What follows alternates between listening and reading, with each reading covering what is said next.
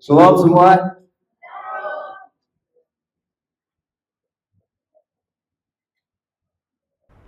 Aku mau kasih satu pertanyaan kepada kalian untuk direnungkan pagi ini saat kita membaca firman Tuhan bersama.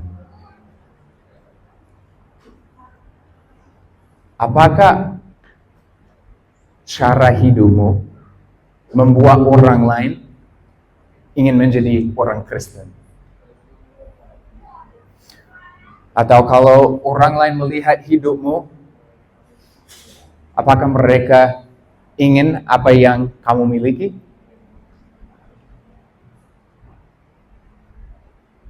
Semoga pagi ini kita bisa merenungkan pertanyaan ini. Minggu lalu kita mulai belajar bagian pertama dari khotbah di bukit, namanya ucapan bahagia, yang ditemukan dalam Matius 5 kan. Minggu lalu kita membahas ayat 1 sampai 5 dan hari ini kita akan membahas ayat 6 sampai 8 dari Matius 5. Khotbah di bukit ini sangat menantang bagi pendengarnya. Karena Yesus berbicara tentang kerajaan yang terbalik. Prinsip-prinsip kerajaan yang disampaikan sangat berbeda dengan apa yang diajarkan oleh dunia. Yesus tahu hal itu akan menantang cara berpikir kita, cara budaya kita, dan apa yang kita anggap sebagai berbahagia atau diberkati. Dalam khotbah Yesus ini, kita juga diberikan cara hidup yang mencerminkan sifat Tuhan. Cara hidup surgawi. Kita harus ingat, pelayanan Tuhan Yesus adalah untuk membawa kerajaan surga turun ke bumi. Datanglah kerajaanmu, jadikanlah kehendakmu di bumi seperti di surga, ya kan?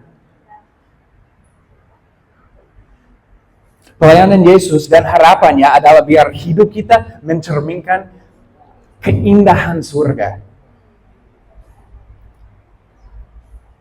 Penyembahan terus-menerus. Pengabdian kepada anak domba Allah terus-menerus. Kasih yang radikal, kasih agape. Sukacita yang tidak bisa tertahankan.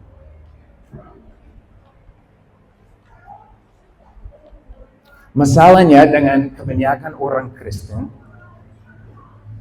kita sangat-sangat fokus kepada bagaimana kita bisa masuk surga. Daripada bagaimana surga bisa masuk ke dalam kita.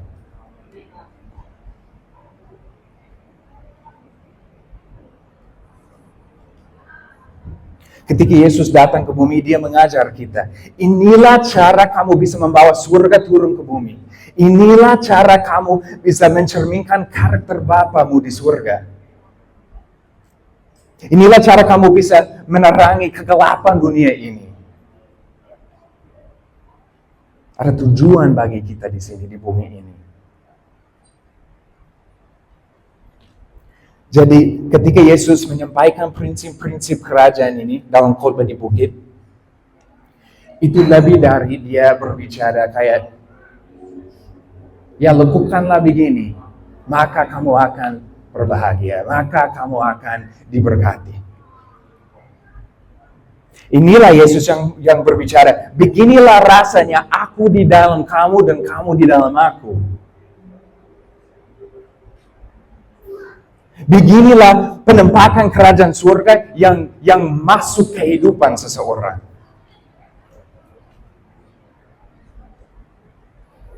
Jadi saudara, saat kita membaca beberapa ayat ini, aku ingin mendorong kalian untuk melihat khotbah ini lebih dari sekedar apa artinya diberkati atau berbahagia. Melainkan seperti inilah penampakan kerajaan surga di bumi. Seperti inilah rupa menjadi orang Kristen sejati. Orang yang membawa sifat Tuhan dan melakukan kehendaknya di bumi ini. Aman? Masih hidup? Oke. Puji Tuhan. Kita mulai dengan ayat 6 dari Matius 5. Berbahagialah orang yang lapar dan haus akan kebenaran. Mereka akan dipuaskan. Berbahagialah orang yang lapar dan haus akan kebenaran, karena mereka akan dipuaskan. Ayat ini kemungkinan besar merujuk pada Yesaya 55 dan juga Mazmur 42. Dalam Mazmur 42 yang pemazmur menulis, seperti rusa yang merendukan sungai yang berair, demikianlah jiwaku merendukan Engkau, ya Allah. Jiwaku haus kepada Allah yang hidup. Bilakah aku boleh datang melihat Allah?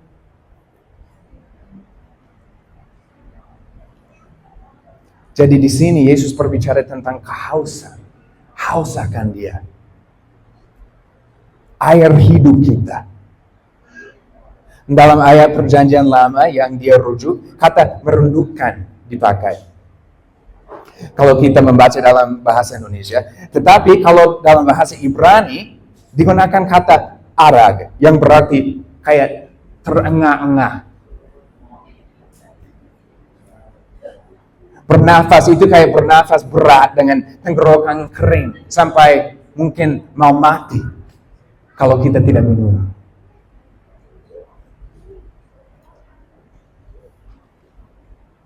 Jadi ketika Yesus merujuk pada pemazmur ini, dia mencoba memberikan gambaran yang lebih akurat tentang seperti apa haus akan air hidup. Begitu haus sampai mati tanpa airnya.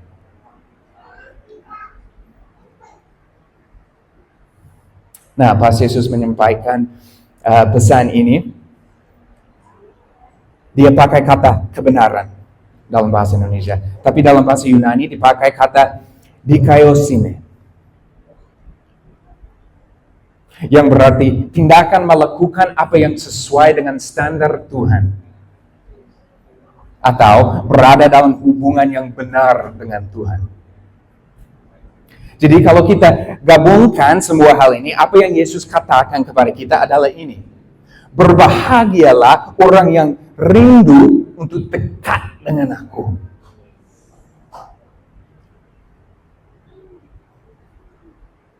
Berbahagialah orang yang merindukan keintiman dengan aku.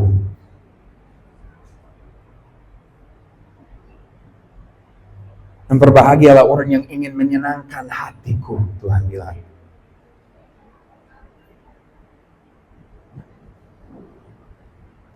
Dan apa janjinya bagi orang yang sangat haus akan hubungan yang intim dengan Tuhan?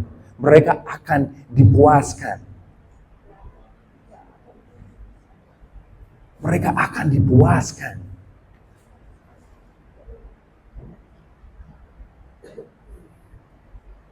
Yesus bilang kepada perempuan Samaria di Yohanes 4, barang siapa minum air ini dari sumur air biasa, dia akan haus lagi. Tetapi barang siapa minum air yang akan kuberikan kepadamu, dia tidak akan haus untuk selama-lamanya. Sebaliknya, air yang akan kuberikan kepadanya akan menjadi mata air di dalam dirinya yang terus-menerus memancar sampai kepada hidup yang kekal.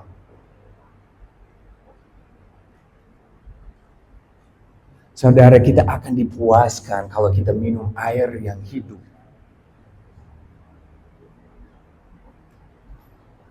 Tetapi minum air yang hidup itu lebih dari kayak kita datang ke gereja hari Minggu dan kayak Senin sampai Sabtu kita kayak hidup ya sesuai dengan keinginan kita saja. Itu bukan minum air hidup, minum dari sungai setiap hari.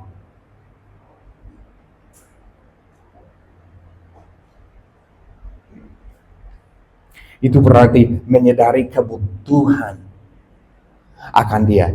Tetap dekat dengan hatinya dan melakukan kehendaknya di bumi ini.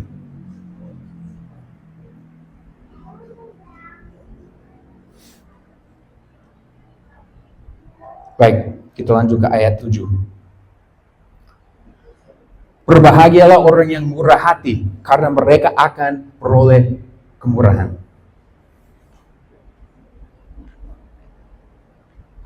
Berbahagialah orang yang murah hati, karena mereka akan beroleh kemurahan.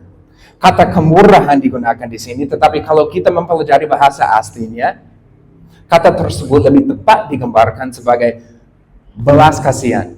Mungkin mirip kan, belas kasihan kemurahan. Tapi mungkin lebih tepat belas kasihan. Belas kasihan adalah perlakuan penuh belas kasih terhadap mereka yang sedang dalam kesusahan. Khususnya saat seseorang memiliki kekuasaan untuk menghukum atau menyakiti mereka. Sebagai manusia, kita suka kayak menilai apakah orang pantas mendapatkan belas kasihan atau tidak kan. Kita suka kayak memutuskan sendiri kalau kita mau kayak memberikan belas kasihan kepada orang lain.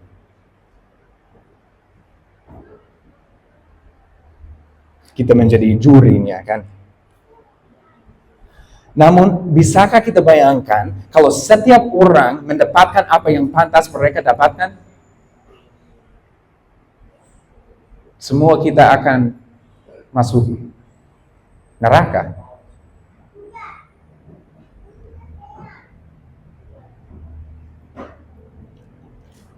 Titus pasal 3, ayat 3-7. Dahulu kita tidak taat kepada Allah dan bertindak bodoh.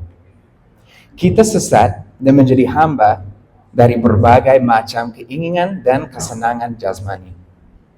Kita bertindak kejam terhadap orang karena iri hati. Semua orang membenci kita dan kita membenci mereka. Tetapi kemudian Allah, juru selamat kita, menyatakan kepada kita kebaikan dan kasih-Nya bagi umat-Nya. Dia menyelamatkan kita karena belas kasihan-Nya, bukan karena perbuatan apapun yang kita lakukan. Ia menghapuskan dosa kita dan memberikan hidup baru melalui Roh Kudus kepada kita.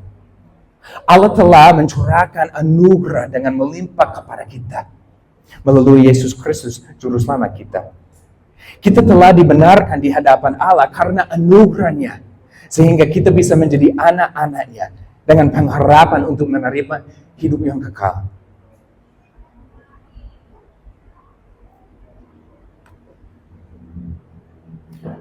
Ketika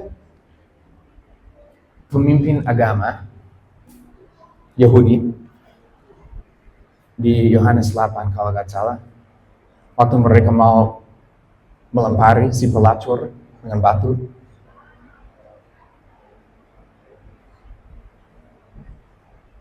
bagaimana Yesus merespon pada keadaan itu?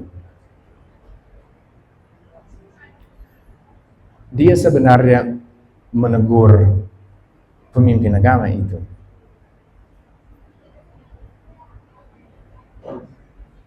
Kenapa? Karena mereka hanya bisa lihat dosa dalam kehidupan orang lain, tapi tidak bisa melihat dosa dalam diri mereka sendiri.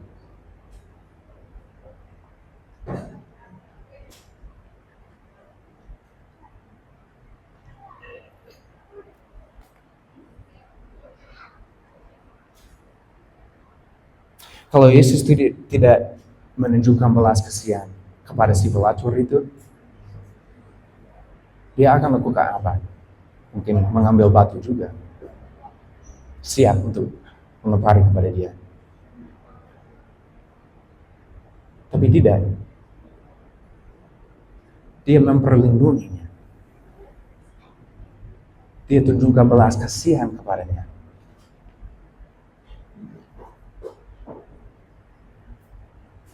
Dan dia menyuruh dia untuk pergi dan tidak berbuat dosa lagi. Bagaimana pelacur itu bisa tidak berbuat dosa lagi setelah kayak bertahun-tahun menjalani hidup yang penuh kejahatan dan dosa?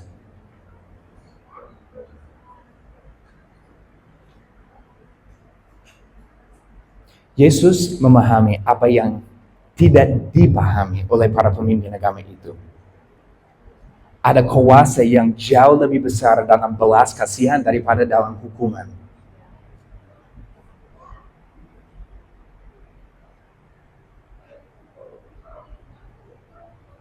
Kuasa bagi pelacur itu untuk tidak berbuat dosa lagi datang dari pengampunan dan belas kasihan.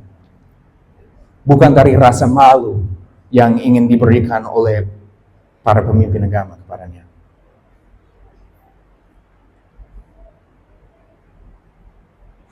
Apa kita mau ditunjukkan belas kasihan?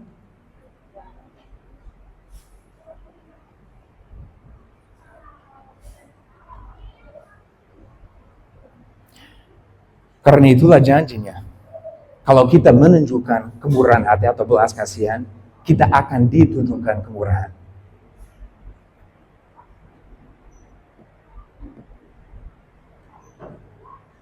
Ini tidak berarti bahwa hukuman tidak boleh ada di dunia ini. Tolong dengarkan aku ya. Hukuman yang adil adalah bentuk kasih sebenarnya. Dan Tuhan adalah Tuhan yang sangat adil. Namun aku percaya dia melihat hukuman secara berbeda dari kita.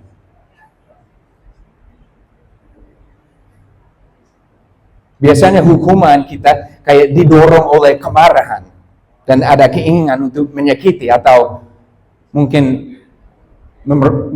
memalukan kayak orang lain.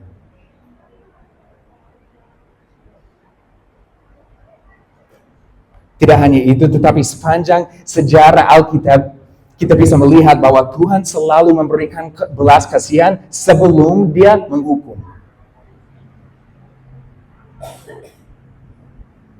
Dia selalu memberi kita kesempatan untuk berubah sebelum dia menghukum kita.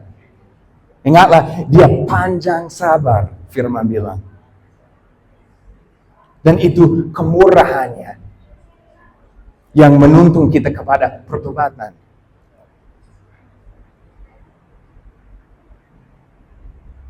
Itu bukan kemarahannya yang menuntun kita ke pertobatan. Kemurahannya, belas kasihannya.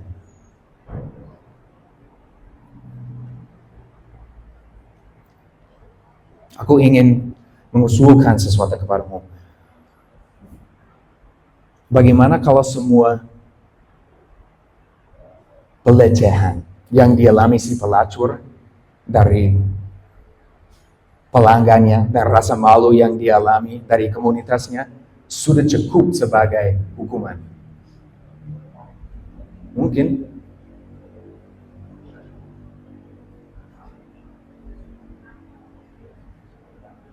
Bagaimana kalau Yesus menyadari hal ini? Bagaimana kalau dia tahu bahwa kehidupan yang penuh pelecehan dan gaya hidup yang jahat sudah cukup sebagai hukuman?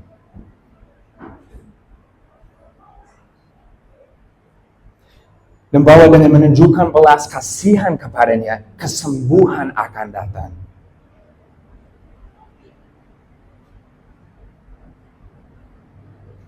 Keinginan sejati untuk kebenaran dalam Tuhan akan datang melalui belas kasihan. Mungkin begitu.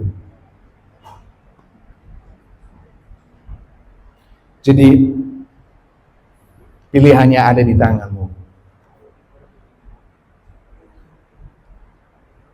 Apa kamu mau memberi belas kasihan kepada orang lain? Atau langsung menghukum, langsung mengejek, langsung menjudge gitu.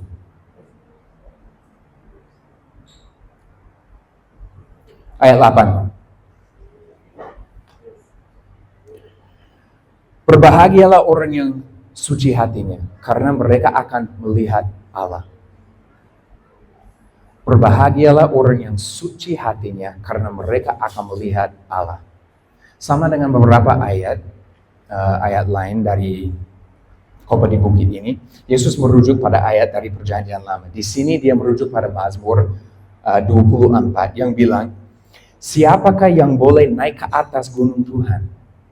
Siapakah yang boleh berdiri di tempatnya yang kudus? Orang yang bersih tangannya dan murni hatinya, yang tidak menyerahkan dirinya kepada penipuan, dan yang tidak bersumpah palsu. Dialah yang akan menerima berkat dari Tuhan dan keadilan dari Allah yang menyelamatkan kita. Setiap kebangunan rohani atau gerakan besar Tuhan, baik yang meluas maupun pribadi, ditandai dengan kemurnian. Kebangunan rohani terjadi ketika orang menyadari kebutuhan mereka akan Tuhan. Dan ketika orang datang di hadapan Tuhan dengan sikap rendah hati, mengetahui kebutuhan mereka akan Dia, mereka diubahkan. Mereka ditransformasi. Mereka dimurnikan. Dan ketika mereka dimurnikan, mereka melihat Tuhan.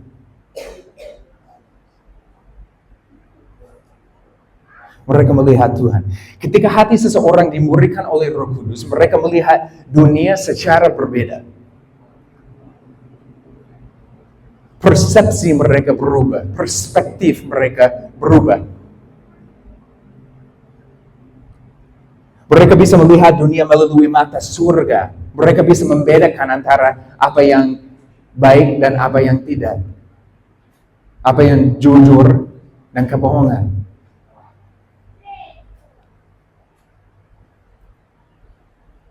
Dan mereka bisa melihat kehendak Tuhan dalam setiap situasi. Mereka menyadari hadiratnya setiap saat. Inilah yang dimaksud dengan melihat Allah. Atau melihat Tuhan. Bukan melihat wajahnya secara fisik, melainkan melihat kerajaan surga dalam setiap keadaan. Dalam setiap situasi bisa melihat kerajaan surga.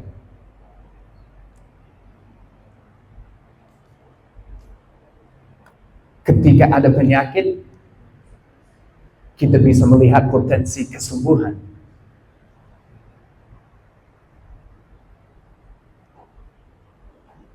Ketika ada kekacauan, kita bisa melihat ketertiban. Ketika ketakutan muncul, kita tahu cari cara bagaimana bisa membawa kedamaian.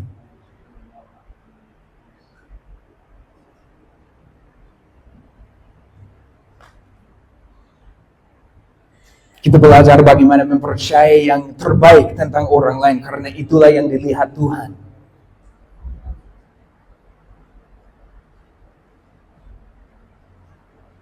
Dunia mungkin tampak gelap dan jahat, tetapi yang kita lihat hanyalah kesempatan untuk menjadi terang.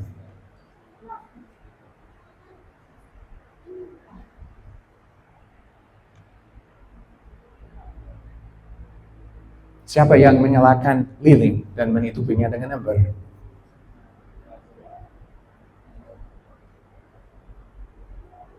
Itulah yang dimaksud dengan melihat Allah. Dan hal itu dicapai melalui hati yang murni. Melihat Allah adalah hasil dari pemurnian oleh Roh Kudus.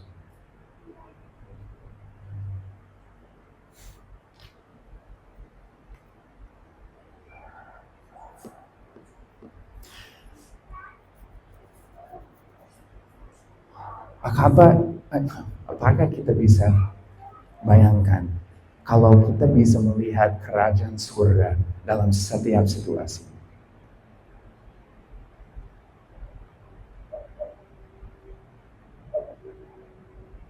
kita nggak takut lagi, tidak cemas lagi.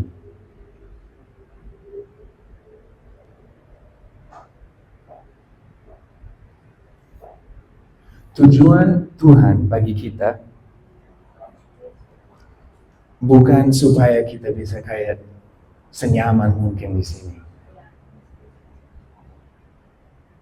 Tidak pernah ada masalah. Sebenarnya ada tujuan bagi kita di sini untuk kita membawa kerajaan surga masuk ke dalam masalah itu.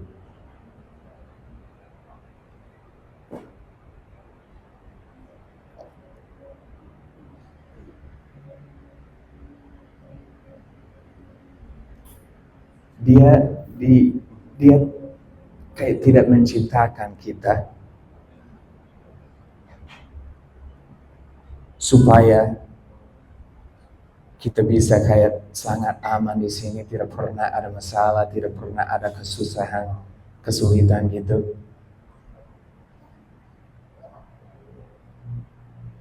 Dia menciptakan kita untuk membawa kerajaan surga ke bumi, untuk menghancurkan pekerjaan iblis dalam kehidupan diri kita sendiri, dalam kehidupan orang lain.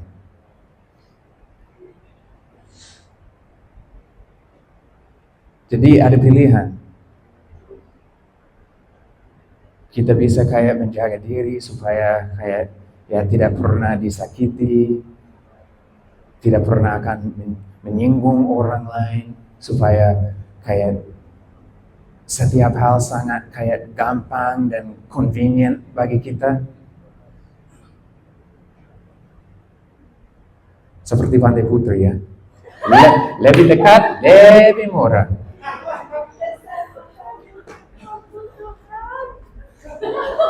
Nah, bukan seperti itu. Sebenarnya setiap kali aku dengar suara itu waktu kayak ya di Pantai Putri, aku kayak ampun Tuhan, aku tidak mau hidup seperti itu. Ya. Itu di dalam notes ya Pak? Bukan. Ya aku kayak langsung menegur suara itu. Diam. Bercanda. Tapi serius kan? Tujuan kita adalah untuk menghancurkan pekerjaan si iblis. Itu tugas kita untuk masuk ke dalam masalah-masalah. Masuk ke dalam kesulitan dengan orang lain. Itu tugas kita untuk membawa surga turun ke bumi. Makanya kita tangan dan kaki Yesus kan?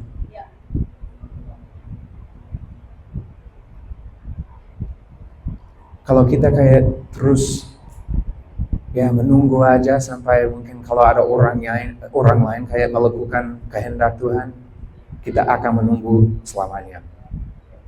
Itu tugas kita.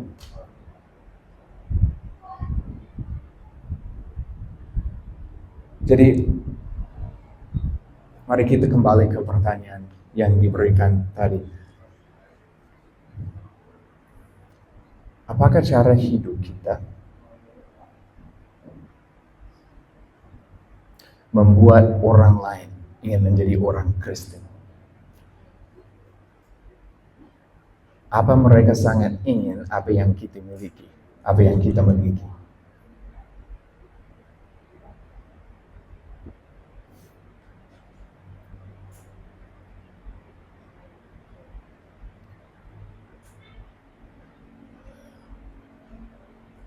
Ya, sebelum kita tutup, mari kita ambil beberapa menit.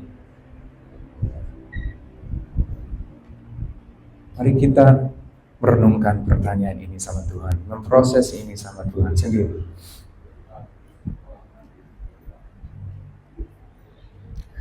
Prinsip-prinsip kerajaan yang diberikan tadi dalam khotbah di bukit ini. Apa ini bagian dari hidupku? Apa aku hidup seperti ini?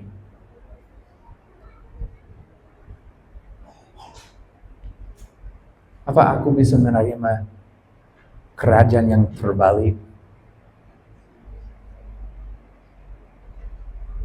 Yaitu kerajaan surga.